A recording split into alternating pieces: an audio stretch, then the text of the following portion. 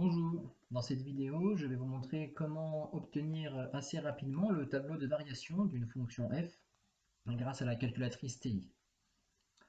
Dans cet énoncé, on m'a donné l'expression d'une fonction f et un intervalle d'étude. J'ai saisi l'expression de f dans la fenêtre f de x en saisissant y1 égale, je recopie l'expression. J'ai paramétré ma table pour aller de 0 à 50 avec un pas de 10, ce qui me permet d'avoir quelques informations sur les images de la fonction f. Et je me suis rendu compte qu'en réglant le minimum à moins de 1500 et le maximum à plus de 1500, en fenêtre, j'obtenais une courbe pour laquelle je ne suis gêné ni par les inscriptions de texte au-dessus ni en dessous.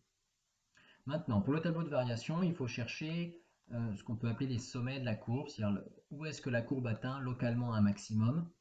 Et éventuellement, ça pourrait être où est-ce que la courbe atteint localement un minimum.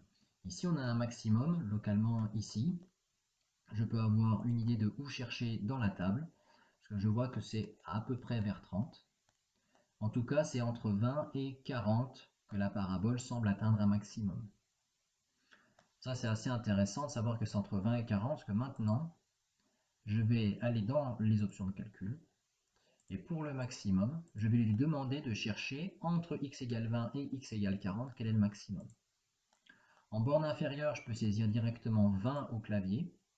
Alors, je pourrais aussi déplacer le curseur, mais autant le faire au clavier. Donc c'est une valeur en abscisse qui est un peu avant le sommet.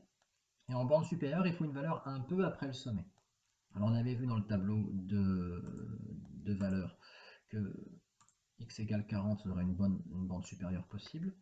Donc la calculatrice va chercher entre ces deux bornes quel est le maximum atteint par la fonction f. En valeur initiale, je peux mettre n'importe quoi entre 20 et 40, mettons 30. Et la calculatrice cherche et m'annonce que le maximum qu'elle ait trouvé, c'est 1920,8 atteint pour x environ égale 28. Il ne me reste plus qu'à reporter ça sur ma copie, indiquer que la fonction est d'abord croissante puis décroissante, avec un maximum atteint en x égale 28. J'annonce pour x allant de 0 à 28, la variation de f c'est courbe croissante, puis x allant de 28 à 50, courbe de f décroissante. L'image de 28 était celle marquée sur la calculatrice, 1920,8. Et pour les images de 0 et de 50, tout simplement dans la table, on a l'image de 0 et l'image de 50. D'ailleurs, je pourrais aussi saisir, quand je suis de façon neutre sur le graphique, 0 au clavier, et il me calcule de nouveau l'image de x égale 0. Je peux lui demander aussi pour x égale 50, l'image de 50.